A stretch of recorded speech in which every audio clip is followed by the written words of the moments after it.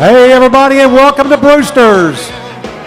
We are live finally. We had a little technical glitch. This is just exactly what ESPN, Fox, and all the big boys go through. I'm sure. I'm sure, yeah. I'm sure when their internet goes down. Better late than never, though, right? Yeah, no kidding. Well, I'm Wes Phelan, along that. with me, Sean Fouché, and tonight we have as our expert football analyst, W.C. Nix. Dubber, thanks for coming on. Glad to be here. Man, you brought your fan club. The Dubber fan club is out there in force. Yeah. I'm excited to be here. Oh, glad to have you. Glad to have you. So, guys, we got a lot to talk about tonight. Let's start off with expansion. Okay. Okay? That's going to be a fun topic. Yeah. 3 or 4 months ago, they announced that we're going to look at expansion, and they had all these schools applying. Some made sense, some didn't. There's no way Tulane is ever going to join the Big 12. There's no way that SMU would get in their current condition. No. Memphis was a real stretch. Cincinnati, possible. BYU, possible. Yeah. BYU, possible. And then earlier this week, they said, nah, never mind. Well, about a week or so ago, you started hearing them little hints. Yeah, you started getting the hints. Well, it's a difficult prospect when you got a 10-team league and you got to have so many of them to actually vote for expansion. Right. And I don't really buy into all the conspiracy theories that everyone keeps kind of trotting out that they're trying to colluding to get better pay or something along those lines. No, I buy into that. Well, I don't think they're organized enough to pull something like that off. Oh, I think the networks have said, if you stand pat, you're in better shape. You'll be in better shape with us. And then they turn around and then they knife you in the back with all their articles over the last couple of days. They might do that, but I believe that. I believe that the networks play a big part in it. And I also believe that the Oklahoma and Texas it's kind of like if one of them say black, the other one says white. It seems like it. I think there's some of that problem that's come up also. I think that behind the scenes, it's not all lovey-dovey like everybody thinks it is. Now, they come out and say it's unanimous and all that, but I think that there's some – I'm not even going to say who the big brother is, but there's big brother issues there, where one of them is just really, really, really upset with the other one. That if one wants to vote one way, the other one almost seems like going to vote the other way. Well, the power seems to have shifted. Earlier when we came into the league, and prior to that was the DeLoss Dodds, the AD at Texas, and he's probably single-handedly the reason that Missouri and A&M and the rest of those guys took off because he tended to dominate. Now he's gone. And I think some of those hard feelings still exist for Texas, but it seems like David Boren, the president of OU, is kind of filled in. I don't think he's quite the same as DeLoss Dodds, but he's a pretty authoritarian figure. He's a former senator. He's well-spoken. I kind of like him, but he's the one that kind of led the charge on expansion. Then, he, like you said, a week ago, he backed off, and he said, well, maybe not, So I don't know. The thing I hate to think is that they put all those schools, or some of them are struggling financially, through all that expense and hassle to have them come up and do presentations for nothing. Well, nobody put a gun to their head and said, you have to come in and do these presentations. I mean, they willingly said yes to this whole process. And so I think that's one of the things that's kind of getting lost in all of this analysis and the fallout of the Big 12 expansion is that they keep harping on the fact that the Big 12 had, I think at one point in time, I think even Stuart Mandel coined it a carnival. And Feinbaum's out there doing his thing about it. But I honestly don't think this was a situation where they went into it thinking we're just going to jerk these schools around and make them spend all this money and then come in and say, well, you know what, on second thought, no. And at the same time, they're willing partners in this particular process. Well, I mean, they all want a piece of the pie. Right. We did. Yeah. But I think the big mistake the Big 12 made is when they added us in West Virginia, not going ahead and expanding the 12 and taking in Louisville and maybe somebody else at that time. Well, I think that what they've decided now is, hey, they've given us the pass to have the championship game, so we're going to do it that way first. Right. That's what I think. I think at the end of the day, they could all agree on, hey, let's see if the championship game puts us back in them. good graces of the way it's done now, picking the top 4 and stuff like that. And if they can, I think they'd rather get away with it like that. If they can't, I think they do this again in a couple of years. Yeah, Well, and it's going to be interesting to see what happens when our contract runs out and see what everybody, what happens with everybody. Well, that's going to be a problem for across the entire landscape of Yep. college football because you've got ratings that are down. You have a lot of these independent, individual networks that are struggling, and not just the Longhorn Network. Unless you're the SEC network, those networks aren't really pulling the ratings that a lot of those TV or a lot of those media conglomerates thought that they were. They're not nearly the cash cow they thought they were. And with people cutting the cord, you're having a situation where even if we do expand and even if we were to put in a Big 12 network, I think that ship sailed. I think that we're way past that point at this juncture. I don't think we can even think about doing that because I don't think it's even feasible given the landscape of TV and media when it comes to football. Well, I don't know. The ACC, I think, is just starting off their network. We're the only Power 5 network, or conference right now that is not going to have one. Right. Now, Texas says they're not giving up theirs. And so if they have theirs, there's no sense to have a UT network and a Big 12. I would think in the sake of the conference, they'd be willing to give it up a little bit, but I don't think they're going to do it. So See, that's what drives me crazy is at the end of the day, you can definitely tell that Texas is about Texas. Yeah. And Yeah. there's no two ways to cut it.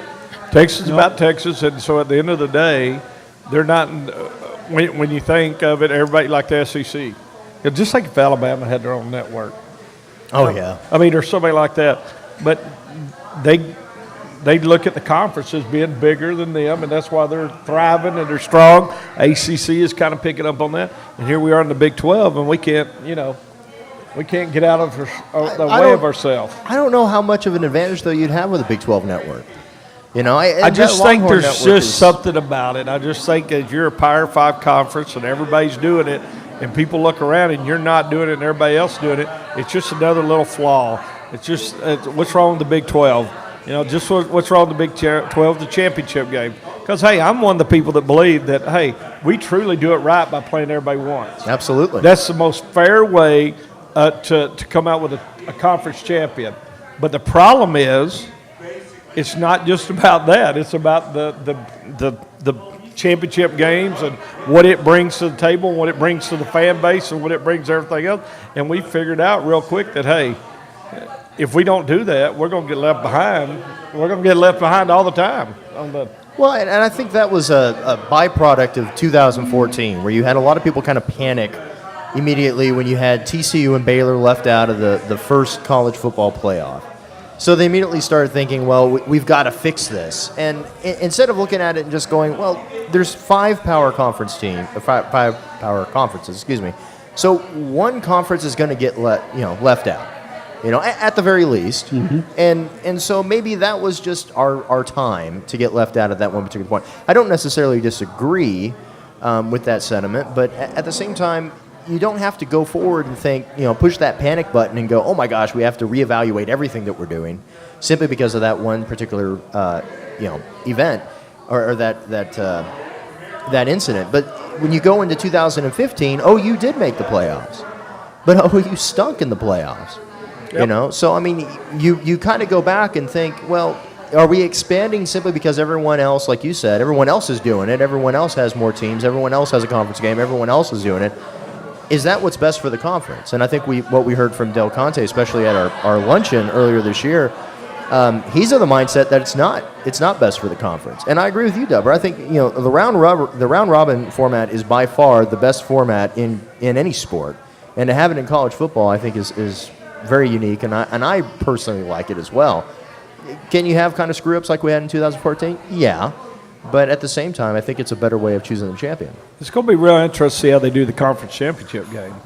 I mean, how are we still doing the round robin? If we do the round robin, I mean, it's going to be very interesting. Or are we going to split them up and we're going to go out and grab another game or two that's not that's out of the conference, out of the league. I mean, I don't know how they're going to do it and how they're going to fix that. But Well, you can't play in more than 12 games. well, yeah, So the NCAA would have to approve, and that'd give Baylor a chance to schedule an incarnate word again. yes, exactly, exactly. So, Well, at least, it's going to be interesting to see about the time they actually start playing. A few more people, how everything's going to be rolling for them at that time. yeah, it'll be interesting. Well, who do you think we could have even brought in to expand the conference at this point that would have made the conference better? Well, from a football standpoint, Brigham Young probably made the most sense. They are probably the most competitive. I hate those fans. Yeah, I know, but it's the mountains up there are beautiful. I like them. We're talking travel. We only could have brought them in for football, though, because it wouldn't have worked on the other sports. No, yeah, because they just will not bid. And I respect the fact Yeah, that I they do don't want too. to play on Sunday. I respect that. But you can't ask every team to bend to your That's your right. will, particularly if you're trying to get into a conference like That's this. exactly right. So, there had to be a little give and take on both sides. So from a football perspective, them. From basketball, maybe Cincinnati. I don't know. That would actually give an East Coast partner to West Virginia. Right. So, Well, I mean, that makes sense. I don't mind it. Since we already have a team out on the East Coast, it makes sense to expand eastward. I don't think expanding west is actually the answer. And I certainly don't think, I know Houston's been at the top of everybody's list. Houston was coming in. If they were going to have it, Houston was coming in. see. There was no ifs, ands, or buts about it. If they were the first team that's coming in. Yeah. Well, with all due respect to our governor, I don't think Houston is a good fit for us. I think that makes us too regional. well, you're just creating the Southwest Conference all over again. Well, right. Yep. Then the same problems all over again, Right. too. I mean, there's no expansion of the TV. If you're really doing this based on what everybody else is doing, if that's your reason as to why you're going into expansion, you're doing it because everybody else is trying to get more media dollars because they're trying to expand into more areas. So by expanding into Texas, where you already pretty much own the state, maybe outside of Bryan College Station, I don't necessarily think that that's a wise decision. At this time, I just wait now. I just wait and let the landscape kind of play itself out and see how these other conferences do, see who's happy, see who's not. Because the one thing we have an opportunity now, we can play a little bit later on down the road where everybody definitely. else is. There's several conferences. They're filled up. I mean, Yeah, they're locked in They're right locked now. in. They're locked, and there might be an A&M in another conference that wants a good, strong team that wants to get back into our, Well- come back into Big 12. We've heard names and stuff like that. Yeah, out and of ACC and Nebraska Late- as well. Yeah, Nebraska, exactly. Now, that would, if they could have come back in, I'd grab them in a heartbeat. Yeah. Yeah, I would too. I think Nebraska would be a great fit. I think Nebraska is kind of hurting a little bit in the big. But again, I just don't see that there's anything that's out there right now that's available that would make the conference any better. So I think maybe that is, and I have no, intimate knowledge of the process that happened earlier in the week, but I honestly think that's kind of what happened. I think after all the presentations that were done by all the other schools, and they were trying to match up, okay, football only this, maybe basketball, by the time they put all the pieces together, they looked at it and they went, what are we doing? This is ridiculous. There's no really good match out there to expand the Big 12 to make the conference better. No, I still believe that in 2 years, 3 years, 4 years, 5 years, Houston will be a part of the talk. I think they'll bring them back in because of Houston. Just that whole market, that whole area, I just believe that. Well, if our governor has anything to say about it, But that'll happen. do they own the Houston market? Well, that's true, but no. they don't. But you know what? If they're in the Big 12, there's a lot more to be said about that area. But they, I know they don't own it, but I mean, I know they recruit some of the same athletes, but that would. But you're bringing Texas in once a year, every other year. You're bringing Oklahoma in. You're bringing Oklahoma State in. You're bringing TCU in. You're bringing. I mean, every other year, you're going to have that round of teams that and that's why they all want. Hey, that's why they all want them in there is because that's a recruiting hotbed. I mean, when you look at it, that's why the Big 12 would rather Houston stay right where they're at and be in our conference because. Really, they think they can out-recruit them anyway. Right. So bring them in, out-recruit them, and let them know that, hey, every other year we're going to be in your backyard. And it's not that far to drive to to Fort Worth or to Austin or Oklahoma.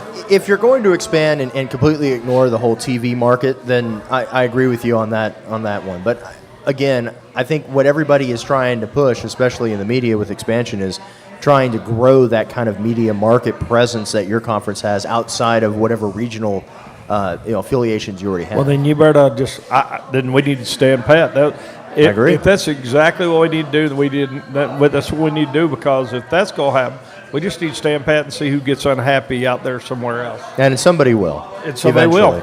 It always happens. Somebody will. History will repeat itself. Somebody always gets tired of being the little brother.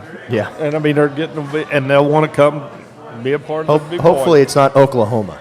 Yeah, well, you know what? I worry about that. I mean, I worry about some of that, them too. It's well, possible. Oklahoma and Texas being able to play with each other, in a nice fashion. I mean, they have a hard time. Right. Texas, It's all about positioning. We positioned ourselves to move up. Other teams are going to try and position themselves. That's not to say Oklahoma and Texas aren't positioning themselves for another conference. yep, Right. that's true. Well, if there's anybody who could lead TCU through another, carousel of conference realignment, I trust Chris Del Conte to be able to do that. See, he's been through the Conference USA, Mountain West. Well, I believe, Yeah. hey, if something happened with our conference or whatever, I mean, you look at TCU, you look at all their sports, you look at their academics. Everybody jumps on the academics first. We Yep. got top-rate academics. But then you start looking at our sports programs and what we bring to the table, not just in football, but in basketball. I mean, I think it's going to get better and better. Oh, I think Girls so. basketball, but then volleyball's really come around. Then the tennises and the golf and the rifle shooting and all that stuff. We are top notch all around the board. We don't bring, like you said, BYU. We're not going to bring just football. Or we're not going to bring just basketball. We bring a whole We're going to package. bring a package to somebody. And so that's what I do feel good about. Well, and a key indicator of that is that, the Sears Cup, which is given every year to and Stanford generally wins it, but it's the best overall athletic program. Eric Hyman told me once his goal was to be in the top 50. And of all the colleges out there that are ranked, that's pretty significant. That's what we last year, 39th. That's big Yep. time. That means our entire from top For to a bottom. school our size, yeah, Absolutely. So that's a key indicator right there. I guarantee you Tech's not 39. No.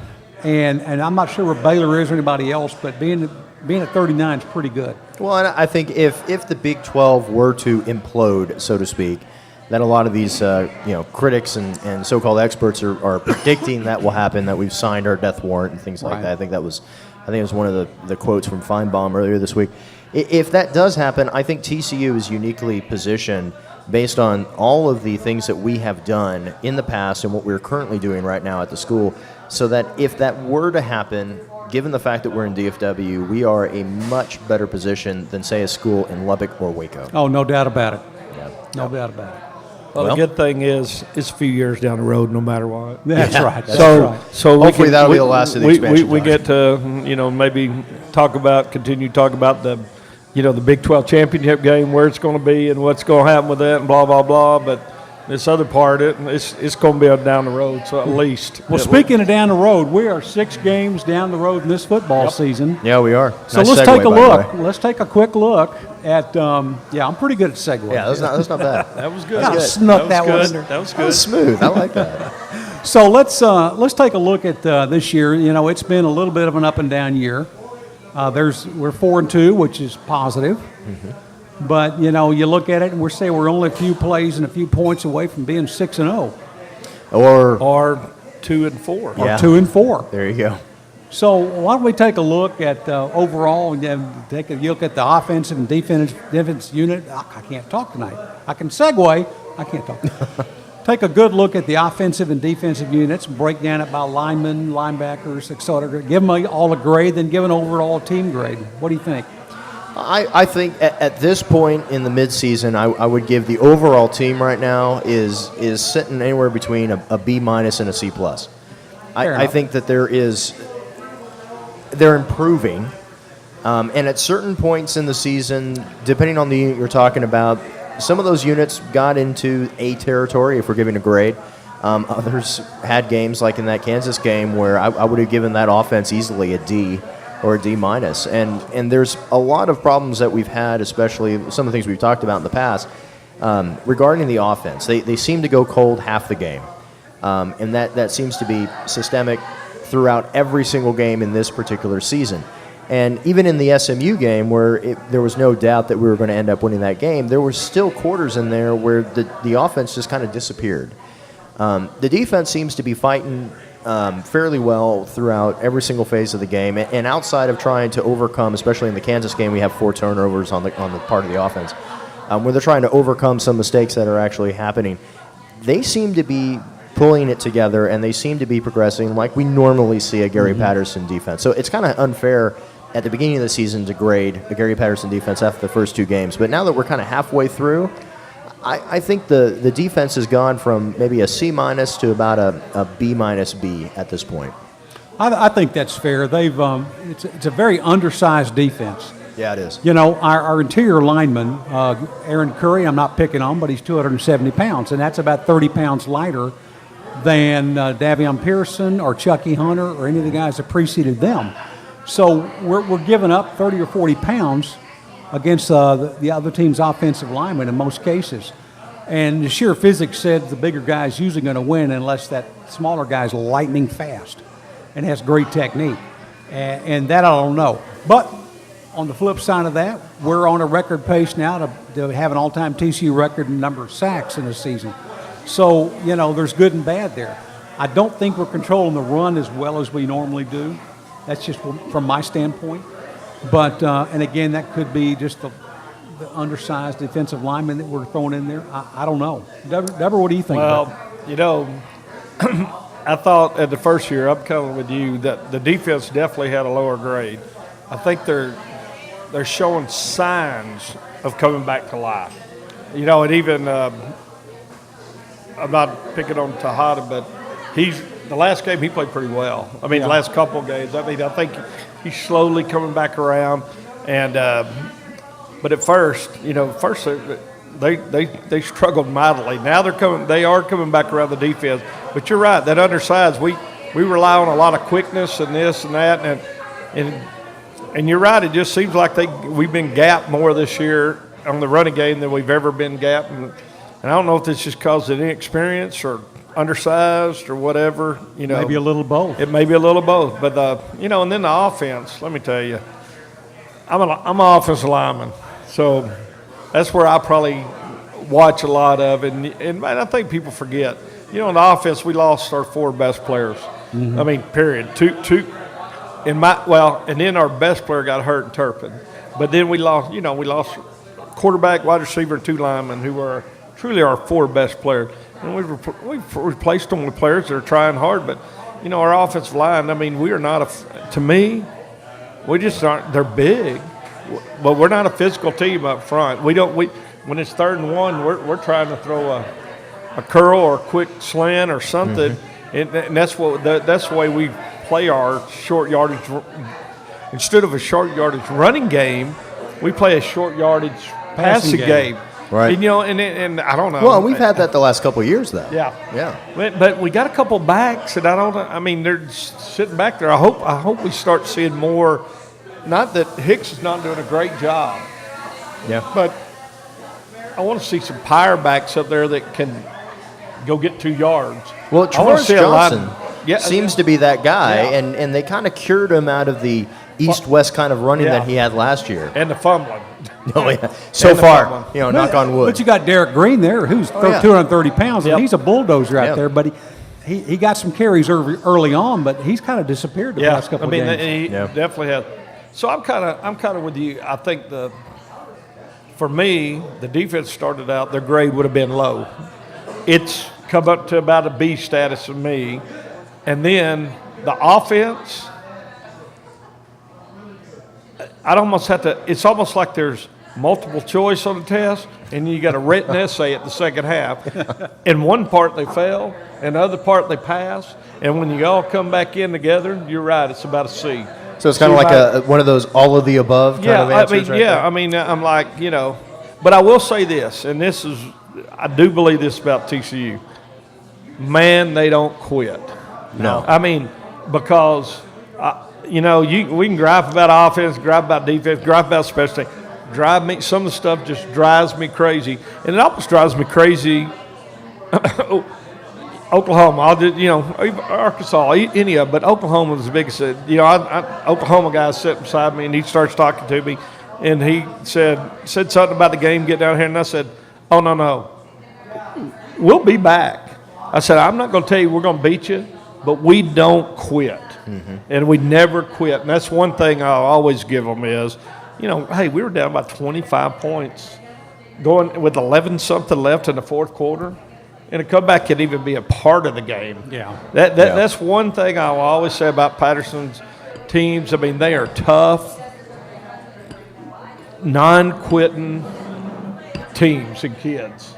Now, that's all great and stuff, but you got to execute too.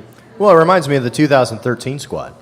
I mean, how many games did we lose by less than a possession? I mean, less than a touchdown in that particular season. I mean, that season – we only had, 4? It was 4-8 on that season. So that season could have easily been 8-4. Yep. Or better. But for whatever reason, and then they switched over on the offense. You saw what happened, of course, in 2014. This team has all the parts necessary to run the table. And I even think we'll talk about West Virginia later. I honestly think they can go into Morgantown and beat West Virginia. Well, we have the last 2 years. Well, yeah. I mean, so. hopefully not in the same fashion. Hopefully it's not a last-second field goal. Unfortunately, I think it probably will be very conversion. close. I agree with you. I think that's what's going to have to come down to. But this team has the necessary parts, even without some of the players that we have, the injuries like Turpin.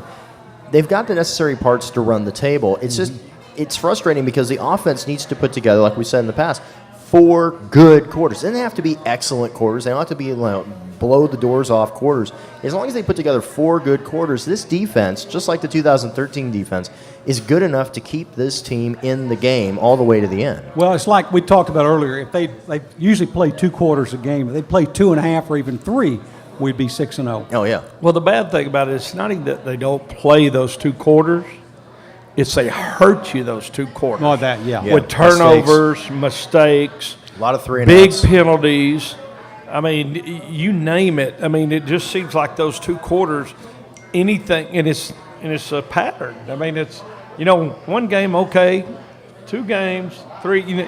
We're 5 games into it now. 6, yeah. 6 games into it, and it's been the reoccurring thing. So I'm hoping they can get some of that change because for 2 quarters, it's not that they don't just. I'm just telling you, they hurt us. Yeah. I mean, it's almost like just take 20 or 30 seconds, everyone take a breather, and let's just give the ball back to the other team. That seems to be the case. Yeah, Gary Patterson said something interesting this week in his press conference. He said in the preseason, the 2-a-days, he said he kind of lightened up on it because it's such a young team. But in the week off, he pushed some buttons. Now, you've played. You probably know what that means. Oh, yeah. He Well, I would figure that this open week, I feel good about playing West Virginia because of that reason right there. Exactly. Because I really believe that he's one of the best coaches I've ever seen come in. You give him some time to finally be able to do some coaching and not have to focus in on a team or give him another week to focus in on a team, however you want to look at it.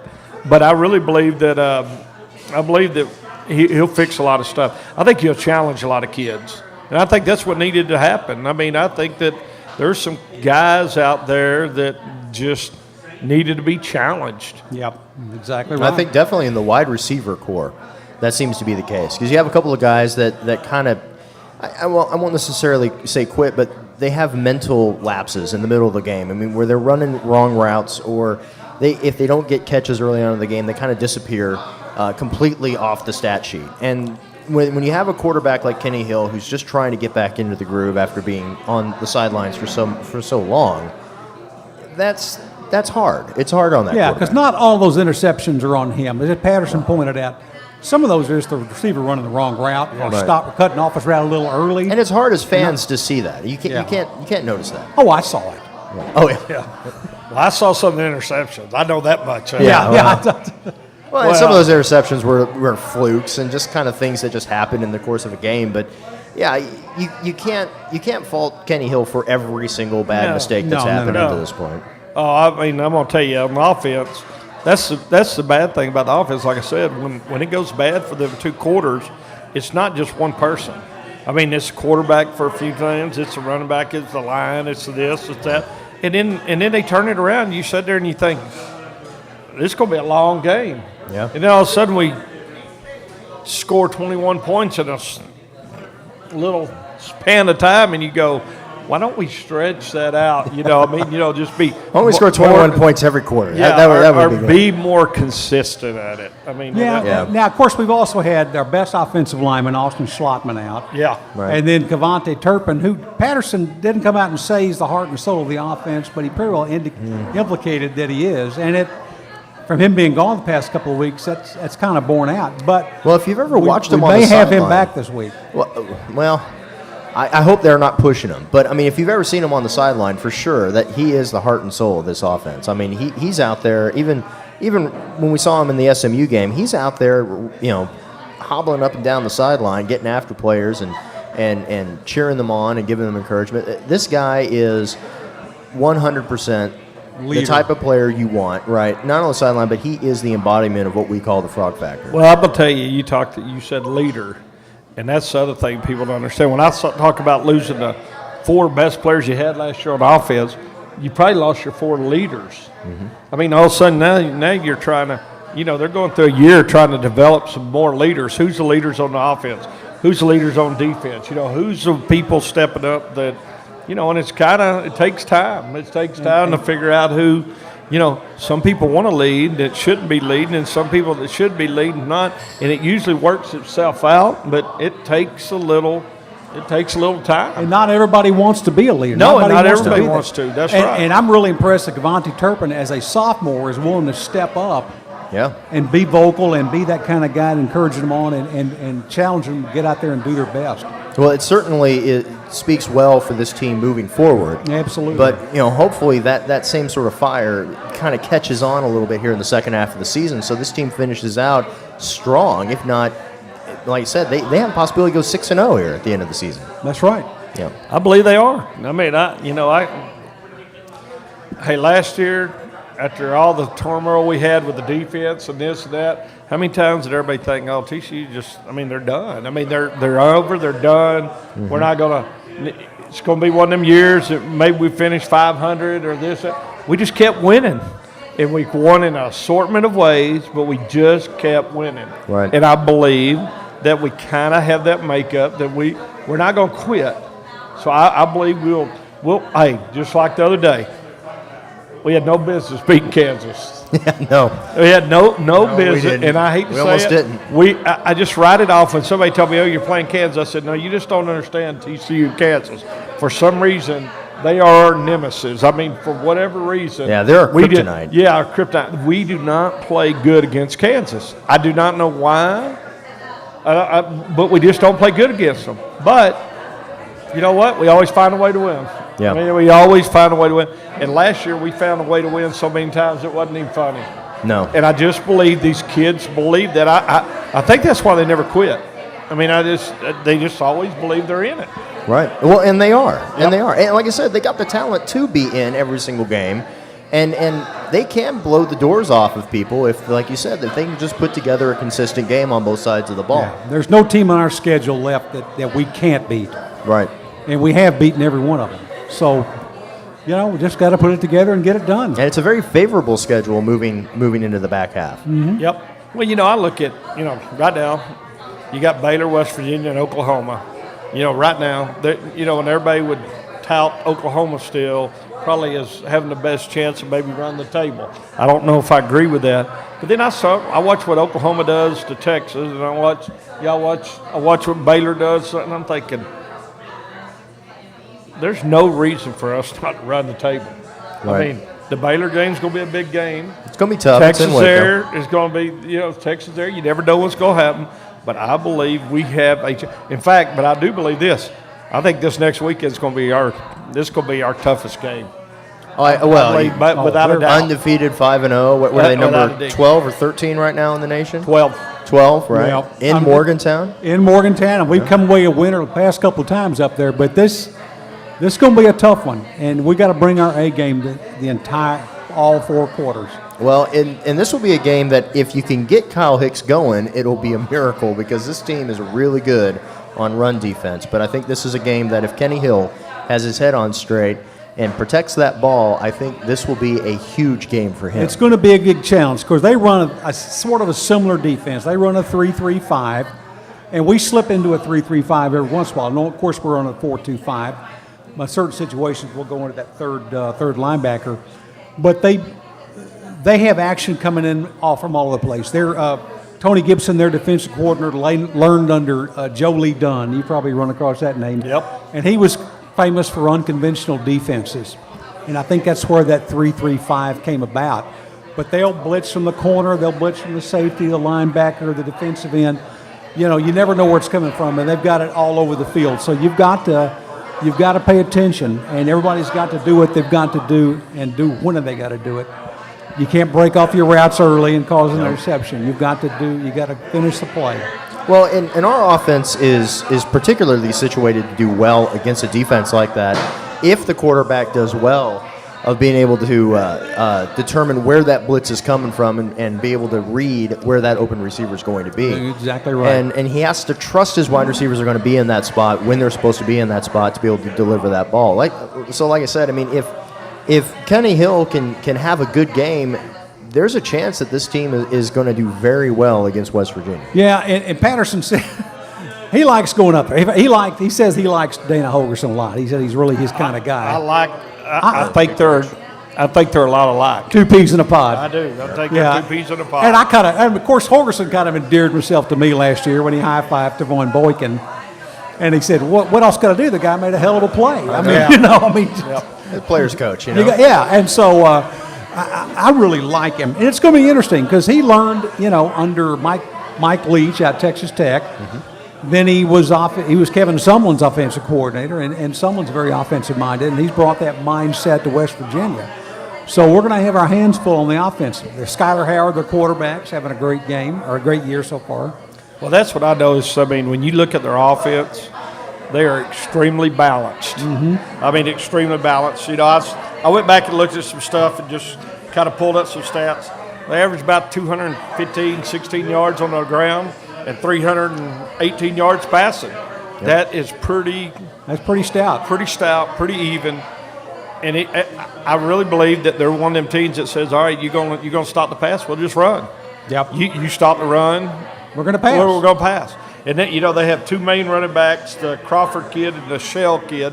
One of them's bigger, one of them's smaller. But, they're about almost equal as far as carries, and they average over 5. Well, one of them's 4.8, one of them's 5.1. That's really good. That's pretty salty yards per carry. I hope we see I hope we actually see Sammy Douglas in this game because I think he could be very helpful. He has kind of disappeared, hasn't he? He's played the first couple of games quite a bit, but since then we've had Ty Summers and Travon Howard, and they're 1 and 2 in the team in tackles, and that's the linebackers are supposed to have the majority of tackles in this defense, but where has Sammy been? I don't know, but we need another big body right there in the middle in this game. Yes, we do. Well, we are a team built off speed and the quickness. We're not going to overpower anybody on defense. But, that's where we're a little different this year, I still believe. In years past, I've seen Patterson blitz a lot more. I just don't think he blitzes as much this year. I don't think he trusts putting those guys on an island like he has in the past. And when you kind of expose that, especially against a quarterback who has a hot hand, it's very dangerous. Well, and I think that's something else that's kind of hurt our running game because I think we put an extra guy in the box, because everybody thinks about blitzing as being pass blitzing, but there's run blitzes too. Yeah. I mean, there's, and so, I believe he used to do a lot of run blitzing, and now, like you said, he don't want to leave them guys on the island. Now, one thing that makes me feel better is that I do believe that we're starting to play better on the corners. I mean, I really do. I mean, I thought we played better last week. I didn't think we played terrible against Oklahoma. They didn't hurt us in the corners near as much as they hurt us up the middle. I mean, throwing in the middle of the field and stuff. Oh yeah, the slants were bad. Yes. And then the runs. I mean, there Yeah. were several big runs that we gave up. So and those could be attributed either through just attacking the line wrong, or the linebackers just not being in the right position, taking the wrong angle, or just missing tackles. That seems to be the biggest issue right now in defense. Of course, Ray Anthony Tejada had that knee injury last year. Do you think it's been a lack of confidence in that knee on his part? Because he for just sure. definitely does not have the it factor he had a couple of years ago. It takes a while to get back from that. Not only the knee injury, but getting comfortable with your knee, but just then the psyche of, you're out there on an island, you get beat 2 or 3 times, all of a sudden you start doubting yourself. Is it my knee? Am I not on full speed? I think I am, but man, how'd he beat me 2 years ago? I never would have got beat. Then all of a sudden it starts getting in your head more and more, and then all of a sudden you're supposed to be playing press coverage and you're not pressing. You're giving a little bit because you're scared to get beaten. All of a sudden now you're giving up the slants and this and that, and then all of a sudden you turn around to go play press again, and they make a move on you, go by, and now you're just all messed up. Yeah. And I think that's what's happened to him, and I think he's slowly coming out of it, but I think for about the first 3 games, he got messed up in the head. Well, and if you remember 2 years ago, we kind of had this conversation with him at the beginning of the season. Because at the beginning of the season, everyone was wondering, Tejada seems to be kind of like that weak link that we had at corner. And people were constantly kind of dogging him a bit, and I kind of came to his defense in a couple of ways. But at the end of that season, he came up big time, especially when you go all the way to the bowl game. In the Peach Bowl, he was amazing. He had an unbelievable game. And so, he had that injury. But I think you just got to give him some time, because it will take time for him to get confident enough in the knee, and I think he's at that point now. So I think what we're going to end up seeing with him, hopefully over this week, a little bit more work on his technique, a little bit more work on the fundamentals, get him back up to speed, and I think he'll surprise some people in West Virginia. It's very similar to what Jason Vera went through remember that first game against Baylor when RG3 burned him? Oh, he went home. He went to the hotel, locked himself in the room, and wanted to quit. He was ready to quit. Yeah. And his mom said, don't do that. You owe it to yourself and your team to stick with it. He did, and look what happened. Well, and that's what gives me hope, because I think about that. I think not just him, but I think about 2 or 3, and I can't think of their names right now, but young corners way back in Patterson's era, where, boy, that freshman year, sophomore year. Right. But by the time they were junior and seniors, oh my gosh. Now this kid, Tejada started off so good, you just didn't expect the drop. But, going through an injury like he did, don't get me wrong. I mean, you're playing football skills, but them cornerbacks, they rely on their legs, their speed, their cutting, their everything like that. Ability to recover. And everything is off the legs. And so when he's finally coming back, I just think it got in his head a little bit, and I think it's taken him a few games to get out. But, I like I said, last couple of games, I think I've seen a big improvement. I really do. We got a little bit of good news in that Julius Lewis may be coming back this week. He's, if not this week, certainly next week, but he's a little bit ahead of schedule in his rehab. Whatever injury he had, they were non-football related. Great news, because we definitely need we need him. We need the experience.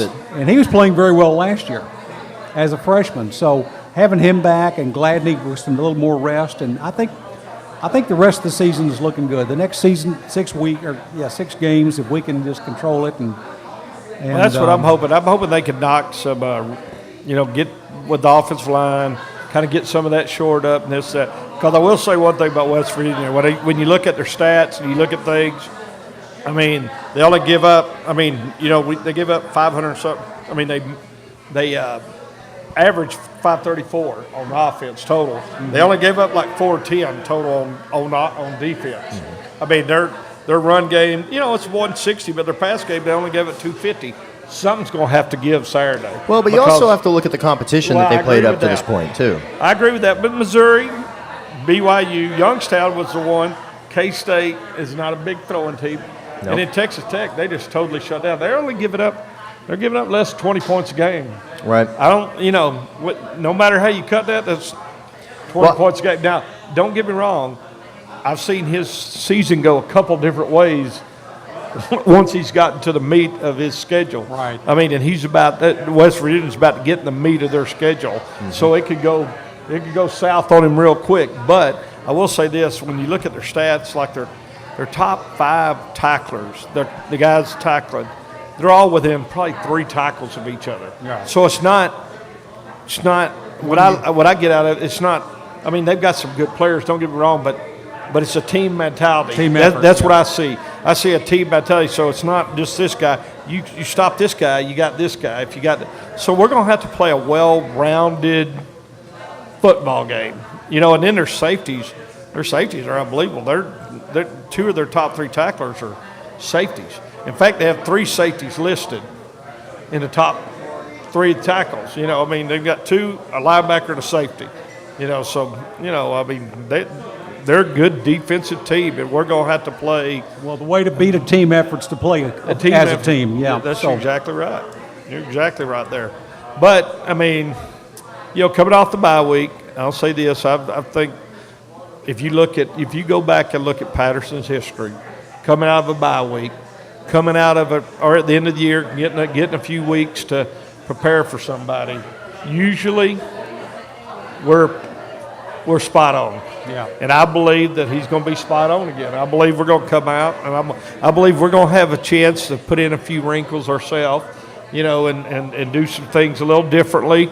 And and hopefully we get some players back. Hopefully we get some players healed up. Hopefully we get some players that, develop a little more confidence. Of course, we're sitting there talking about this confidence and this and that, blah, blah. They're 4-2, and they've lost 2 games by Double overtime. Yeah, double overtime, and and they, at the end they had an opportunity. It's not like they've been blown out, anything like that. So when I say that, I mean they got confidence. They just need to get it healed up, get their minds right again, and be able to get ready for the second half stretch. Well, Wes, you were at the press conference yesterday with Coach Patterson. What was the mood like there? What was he like? Happy, sad, Gary was angry. Gary, what was it? No, he wasn't angry, Gary. He's pretty happy, Gary, which is always a good sign to me. Yes. And Gary speaks Gary.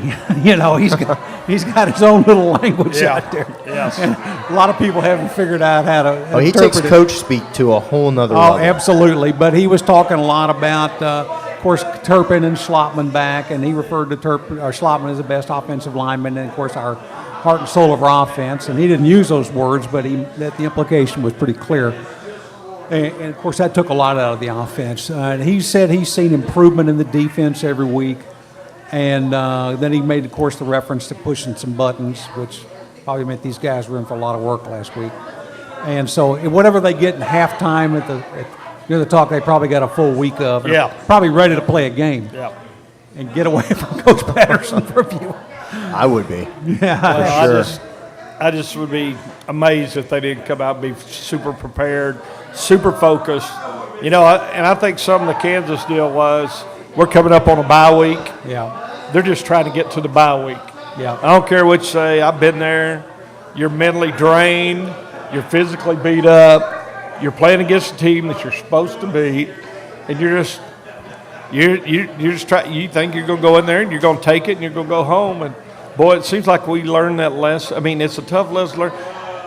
Really, we never learned the lesson because we haven't been beaten. Right. We've had our hands slapped several times by going, hey, we're right there. You could have lost this game, but we never have. But now, I think with a week off, refreshed, rejuvenated, whatever.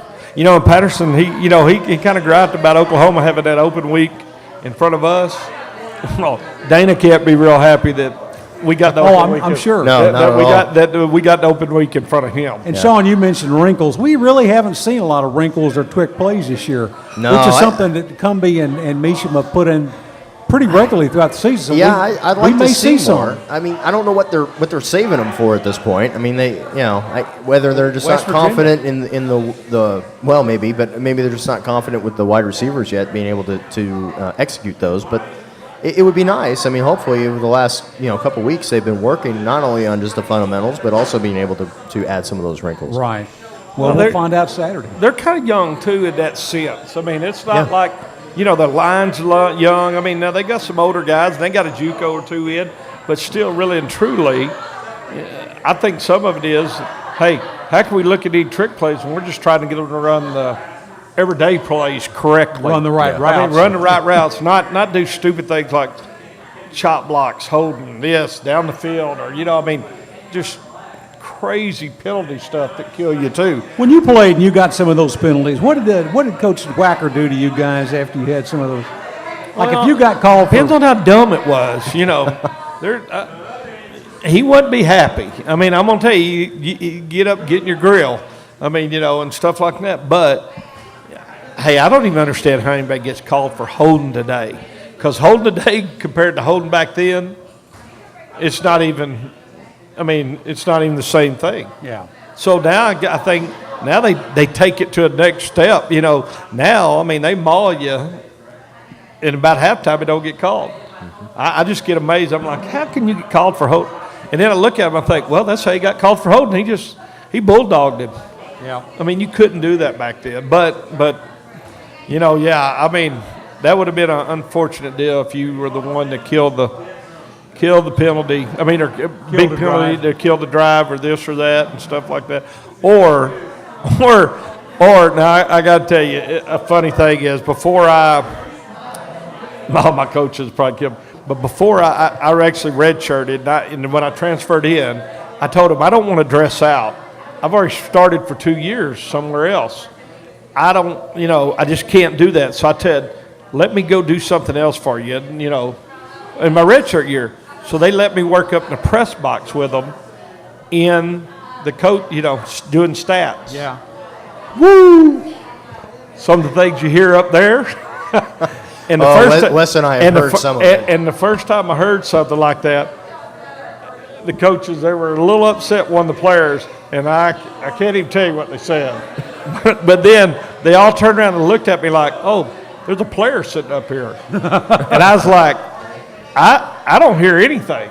I haven't heard anything. You immediately went to the whole Sergeant Schultz thing. Yeah, I mean, I know any, but I tell you what the funny thing was, because one particular instance, a guy they were so mad at him, but then they got him off the sideline to get him on the headphone, and they were worried about his psyche a little bit, at least during the game.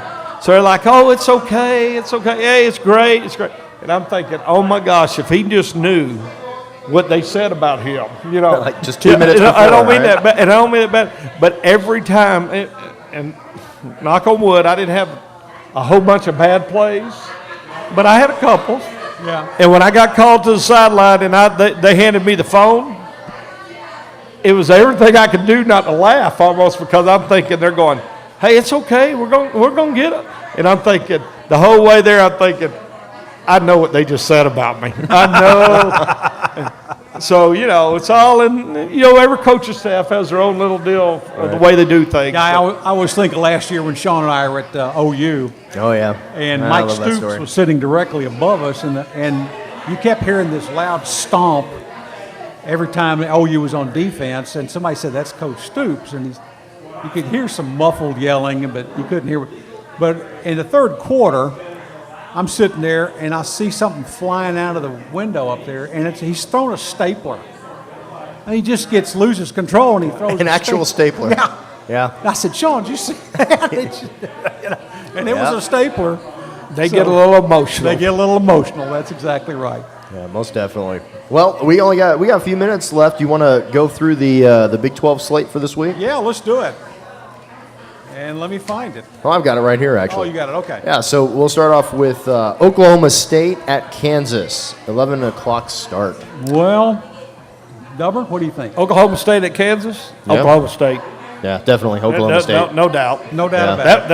That was an easy one. Yeah, well, I was hoping TCU at Kansas last week was an easy one too. But well, okay, all right. So then we got Texas at K-State, and that one's also an 11 o'clock start.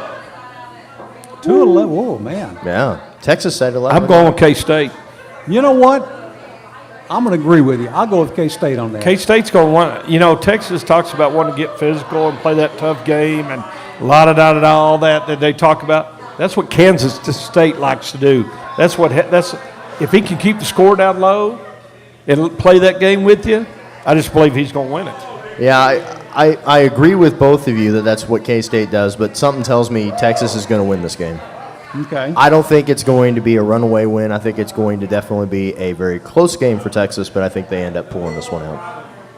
Fair enough. Yeah. I hope you're wrong. I hope I am too, but all right. OU at Tech, and that's a 7 o'clock game in Lubbock. Beautiful Lubbock, Texas. I know who I want. I think Tech's dead meat. Oh, I do too. Yeah. I don't even think it's close. Yeah, I don't think so either. I think OU is just going to run the ball and just run right over him. I agree with you. I don't think it's Even gonna though be I close. did hear P-Ron's out, but Yeah, he is, but I mean, it doesn't matter. They still have that other guy who did Mixon. the one thing. Yeah, Mixon. mixing. There you go. So then we come to the only other game on the Big 12 slate is our game, TCU at West Virginia, 2:30 start. Got to name a score now, Never. Yep. Okay. I think it's going to be TCU 35 to 31, 32. It's going to be a close game. It's going to come right down to the end. It might be even 35, 32, a field goal difference. I think it's going to come right down to the end of being a field goal. Oh, I think it's going to be that type of – we played that type of game almost all year long anyway. We're playing against a good West Virginia team. I just think we'll find a way to win at the end. So you think we're going to win on the last second field goal? Maybe so. Yeah. Hey, that's Right. just about as good as any of it. Right-legged kicker or a left-legged kicker? And I don't, depends on what side of the hash mark. All right, Wes, what do you think? You know what? West Virginia's going down for the third time in a row at the hands of the TCU Horned Frogs in Morgantown, West Virginia, 38-35. Wow. Okay. I'm going to say that this game is close, but I don't think West Virginia scores over 30. I think it's going to be 31-28 TCU. I'll take that. Well, I will say one thing: if they don't get over 30, I think they'll both be in the low 20s. You think so? Yep. Either they'll get kind of out of hand, like all the Big 12 games seem like they do, or either they'll stay Stay low in the low. 20s, yeah. Yep, Okay. stay lower. All right. Well, We'll know Saturday. Yep. we certainly will. Well, guys, I think that does it for tonight. We're going to leave you all with a little John Denver. And thank you all for joining us here on the Killer Frogs Hour. Wes, do we still have some room on that Waco bus? We do. We have about 8 seats left. Plenty of seats on the Texas bus. Yep. In fact, if we don't get settled up pretty quick, we're going to have to cancel it. So just an FYI for if you want to go to Texas, you better get on there fast. And that's not on Thanksgiving. That's on Black Friday. That's on Black Friday. Yeah, so would so you rather go forget to the your game shopping. or go shopping? Yeah. I mean, your wife can go shopping. Come with us to Texas. Oh, but by the way, West Virginia needs to understand John Denver, a.k.a. Johnny Dutchendorf, lived in Fort Worth, went to Arlington Heights High School. There's your trivia for the night, There folks. you go. All right. All right. Thank you all for joining us. And as always, guys, Go Frogs! Gather round her, miner's lady, stranger to blue water. Dark and dusty, painted on the